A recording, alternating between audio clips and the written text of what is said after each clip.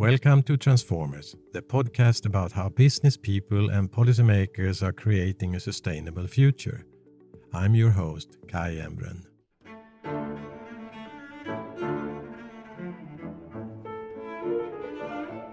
Today I'm joined by Margot Wallström, former Swedish Foreign Minister and EU Environment Commissioner, and Mathias Wikström, CEO of climate tech firm Doconomy.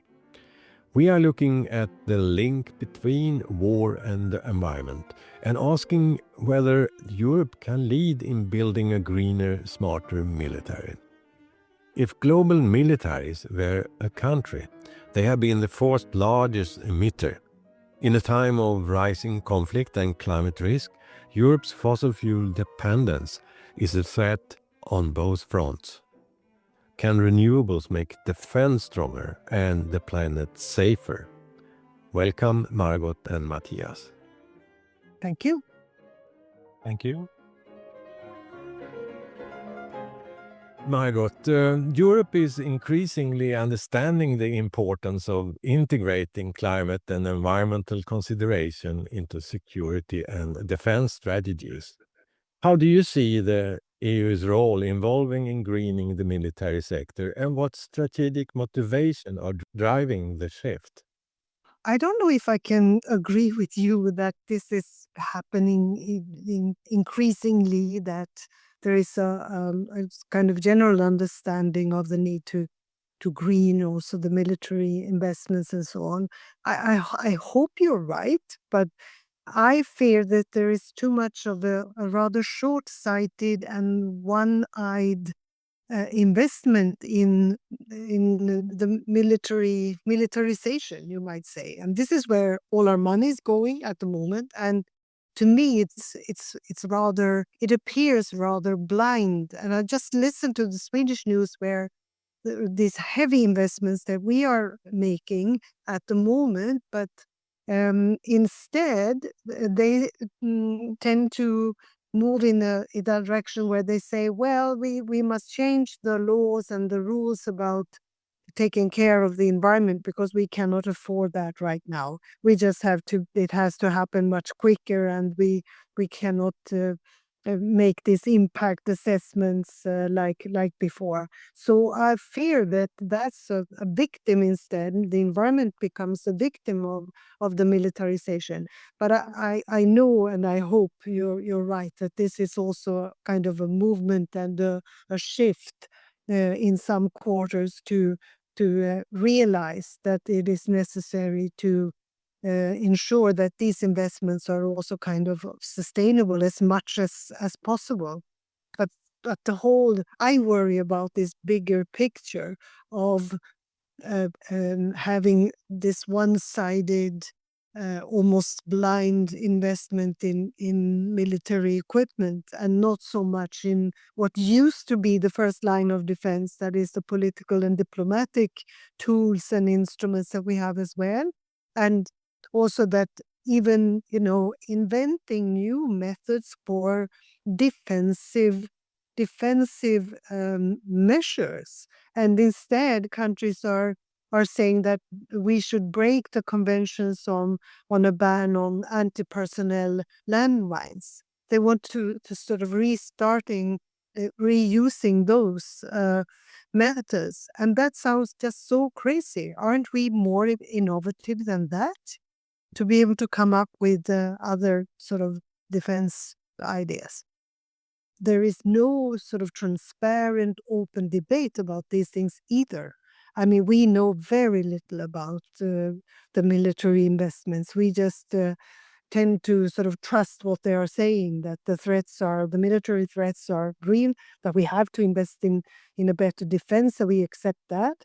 But, how this is being done, very few people are engaged in that kind of detailed and very important debate. But I still have my hopes attached to what the European Union is doing, because I think with the whole sort of Green Deal and all of that, that was just an amazing step and an amazing decision that the European Union has taken. And let's hope that the extreme right cannot take it back or change course. Mm. Building on Margot's insights about policy and strategy, Matthias, where you are in the forefront of technology innovation, and how do you see the transition to a green military technology? I think what Margot is saying is a very well defined definition of the current state of things. But there's two things that I would like to dwell on. One was Margot's hope for a change in some quarters, in some segments. And I think that in order to see that change, we also need to redefine what is safety and what is military and what is power today. And what I mean by that is the green transition in energy. So, for example, I think now more than maybe for just 5 years ago, a well-distributed renewable energy source to any country is the equivalent of a military investment, I would say, because you need to power your country. And if I just take a very absurd example, but if there is a headline saying there is an attack on Ukraine, that's a horrible headline. If there is a headline saying there is an attack on a Ukraine nuclear power plant, I'd say that's even just that little bit worse, right? So not only can we see to military to accelerate the transition, we also need to redefine what is safety. And I think by redefining that, we will find more hope. I think we will see intersectional components coming into play out of an infrastructure perspective. And this is hopeful, I think, because the energy transition is actually doing quite well. And I think if that were to be considered one of strong defense, of safety, of independence, and of resilience, then I think military has really brought something good into the mix. But Margot also brought another topic to the table that I think is also extremely interesting and important, and that is transparency. So in fairness, we don't have any metrics today for what the impact is of the military powers. And you alluded to this in the opening statement, Kai. I think that there's very few countries that actually report on military as a contribution to their carbon emissions and overall carbon footprint according to the UNFCCC and the Paris Accord. So I think it's difficult to know. And when we know, and it's around 5%, right?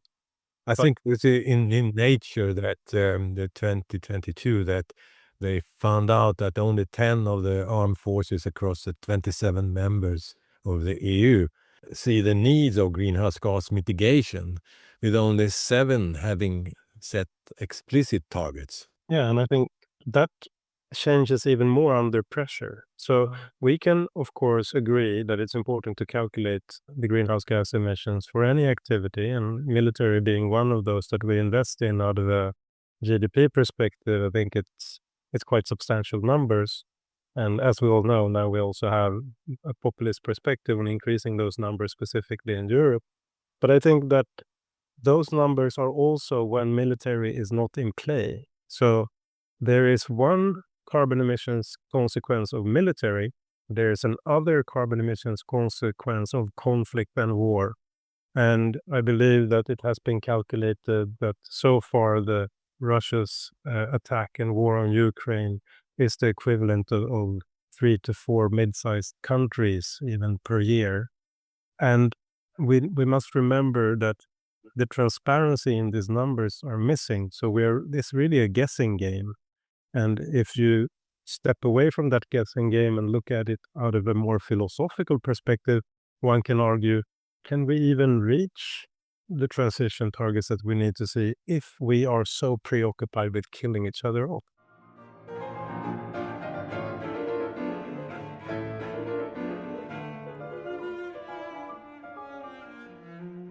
I think that was an amazing intervention, because also I've had the privilege and honor to actually work with the president's office in Ukraine, with President Zelensky's office, and we have put together a report, and we had 3 tasks. We were supposed to assess the environmental damage of the war. We were supposed to look at the accountability issue. They want Russia, of course, to pay for these kind of war crimes.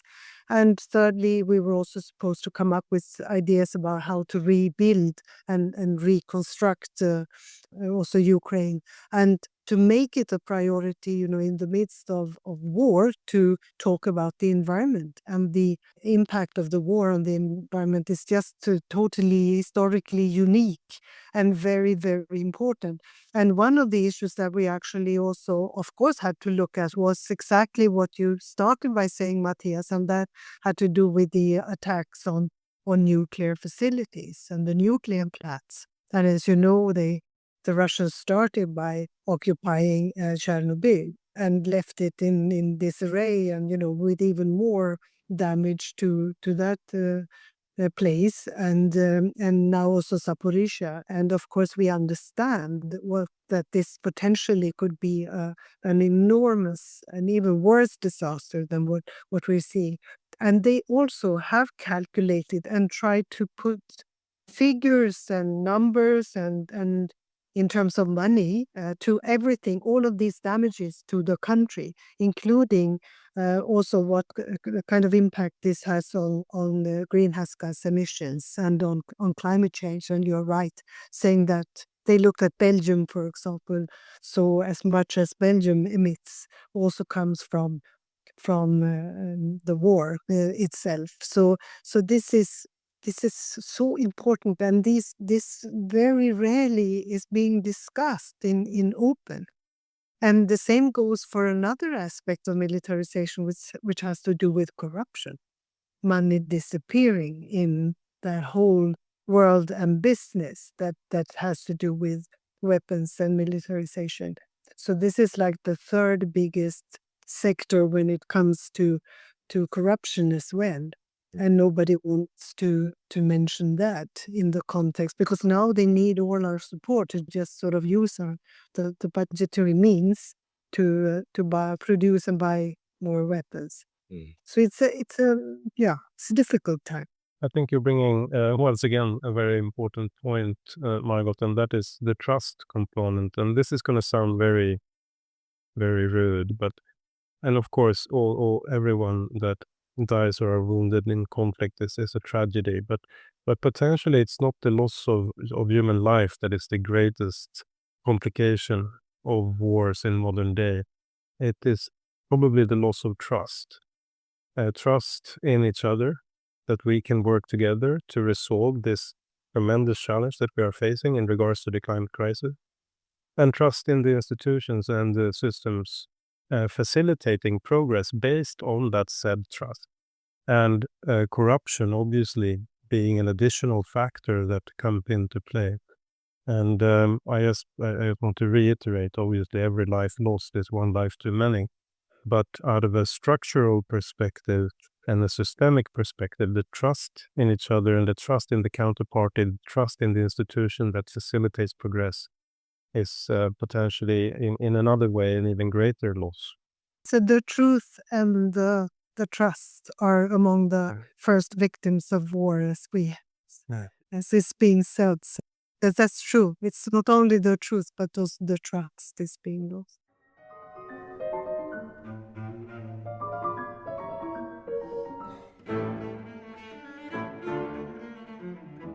What we see is the need for collaboration. We see the intersectionality. I think we're beginning to see that in Sweden, actually, with the different institutions working closely together out of a resilience perspective, energy perspective, distribution perspective, and so forth. And we also see a spillover effect on innovation. So a lot of the innovation coming out of the Second World War benefited Sweden out of an engineering perspective, where we were, for many different reasons, able to propel our nation's economy forward off the back of engineering skills that we could monetize, that no other country could monetize at the same speed that we could do in Sweden. And we've seen a great number of very ambitious companies coming out of that, such as Saab, Scania. We're looking at LM Ericsson and many others for that matter. And that technology has serviced not only Sweden well, but globally it has serviced us well. So to put it to an extreme, would we have had Bluetooth today if we had not had the Second World War and the learnings from that? I don't know. But of course, we would have liked not to have the Second World War at all. But there is under pressure a lot of innovation, a lot of funding going into innovation, albeit quite non-transparent. But there is a lot of competition around the upper edge in any competition. And if you look at war as a competition, innovation and the secret skills of any nation could easily be transferred into a company, and that could be a competitive advantage in a global marketplace. And I think that's what we see with venture capital as well now, trying to redefine impact and sustainability investments, moving from what we collectively before believed to be a more sustainable tomorrow on a traditional perspective, and now looking at investing in components that one could at best try to fit into an impact investment mold.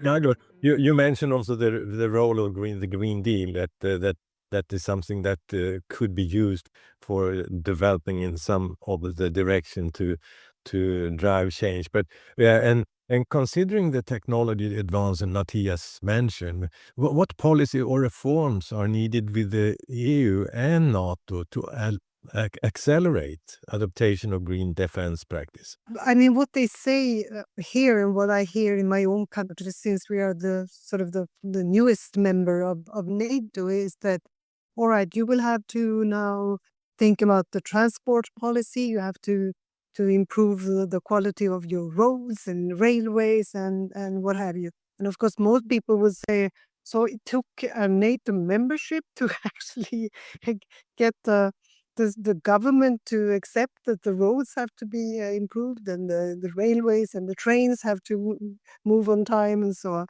But I mean, this is true for a number of services and also our whole understanding of the need to be prepared or to like keep fresh water or cash or whatever have you, to a stash of that in your basement in case of crisis. So the crisis awareness, of course, has been um, has come to life in this country as well. But I really, as I said, I take any good news that I can get these days. And what Mathias said about the attends to all the efforts to create policies that are really consciously moving in a direction of making it more sustainable and understanding this bigger picture. I think that's what we have to put our hopes to.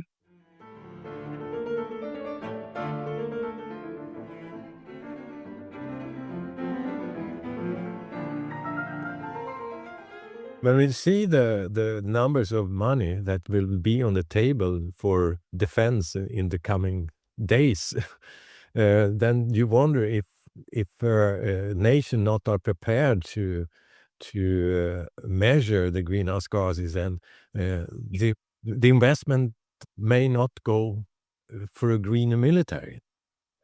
No, and but this is not discussed in, I would say, in the bigger media debate about NATO or militarization. I don't see a lot of those arguments being presented, and this is the thing. I don't know if it has to do with the fact that also political debate is being polarized in a way that it's either or. It's the one side or the other side. There is very little compromise or a real discussion or cooperation.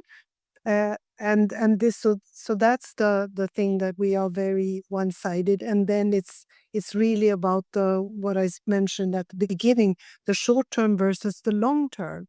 Because if we one day, hopefully soon, will reach peace, what do we have then? What are we left with if we don't also invest in the sort of political and diplomatic methods that will keep peace, that will make it possible for us to start to live together?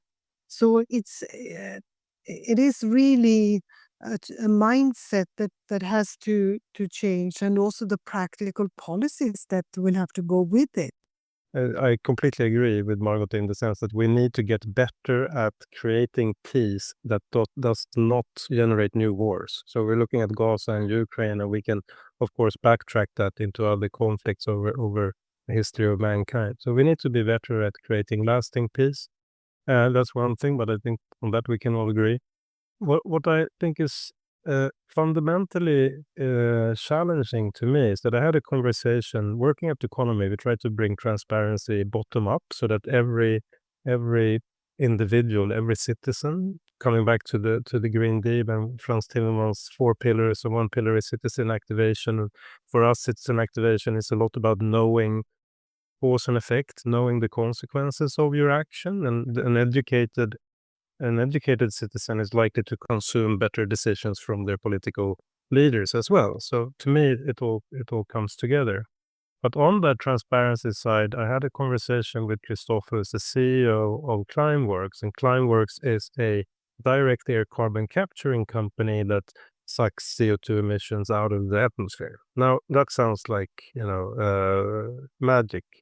But we concluded, and I don't have this was a few years ago, and I don't have the exact numbers, but we concluded that at a cost of $720 per metric ton extracted from the air and put into the ground, it would be approximately half of the military spending on global GDP for that cost per metric ton over a period of, I think it was 10 years, to completely, and this, I know it, we should be careful with saying that it's possible, but to completely de-risk the climate crisis out of a CO2 emissions perspective. Now we face other crises as well, as the crisis in biodiversity loss and so forth.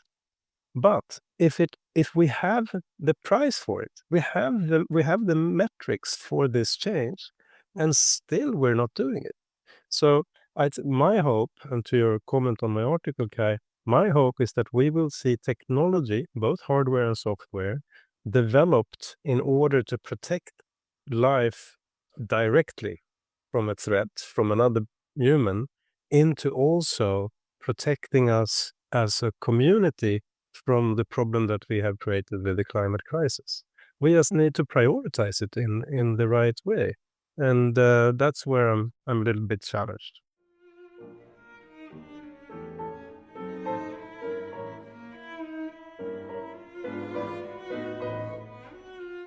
We have the technology. Some of it is early days and some of it is mature, but we have the technology to mitigate the mess that we have created. We have the data points. We have the data points that we need to see in order to make substantiate the decisions out of a data perspective, and also track and measure our progress. So if we have the tech and we have the data, the only thing missing is leadership. And until leadership is in place, there is no tech or data in the world that is going to resolve this. With everything, you need political leadership, and people who say are willing to take some flack for saying this, or for introducing this policy, or even presenting this idea. But this is where hope lies, and I think it lies also in a young generation that are the better educated, that are willing to try new things, and they want to live. They want to live. And this is where we are at the moment. We risk our lives and the life of this planet unless we do something, and it's urgent. So we are running out of time, but we can still do it, and we have all the tools available to us if we just use them in the right way.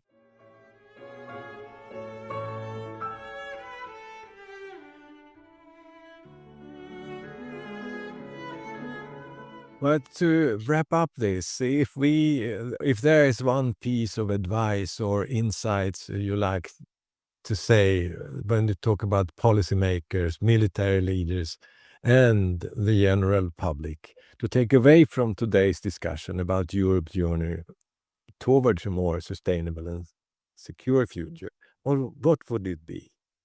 I am going down to going back to the very basic things. I use children as your measuring stick. Think about children. What can I do to improve life for children, my own children or grandchildren? Because that was what actually also motivated, like my parents who were rather poor. And they said we are willing to make those sacrifices, to work very hard because we want something better for you. And what if we would bring children into the picture when we think about investments today and how this will affect them? But of course, I also believe that if you are a political leader, you need to you need to have an agenda. You need to set your own priorities, and you have to work very hard to achieve that because it makes you accountable as well. If you say that this is what you will recognize me for doing, this is what I want to add to the picture, and we have to keep hope alive. Like in the poem, hope is that thing with feathers that perches in your soul, and what is it? Sings a song without the words and never stops at all. What Margot is calling agenda, I call a narrative. I think when a narrative is missing for the general public, when the story of our time is missing, there will be a lot of different outliers being opportunistic around creating very egocentric agendas and very egocentric narratives that only plays to the lesser sides of our personas.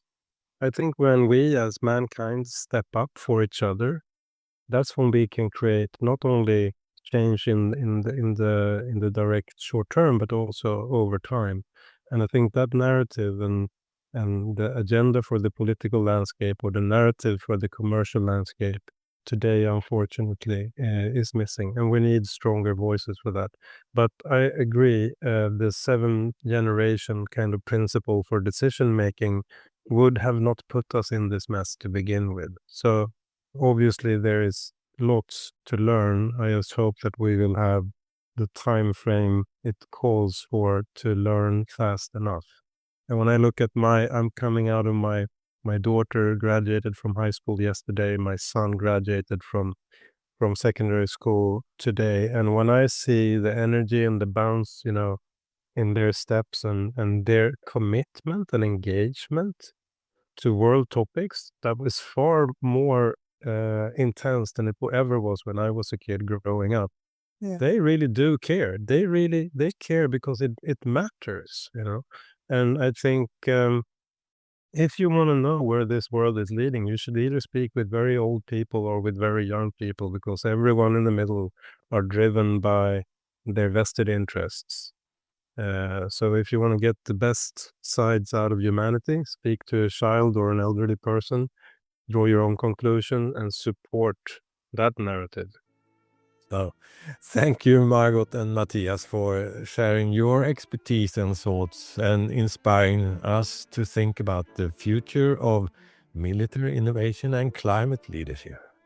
For our listeners interested in delving deeper, check out the website kaiemren.org. But be sure to stay tuned in our topics on climate adaptation, in Weathering Tomorrow, climate and methane in the coal mines, and the role of plastic credits to clean up the ocean. Until then, stay informed, stay engaged. Thank you, Margot and Mathias. Thank you.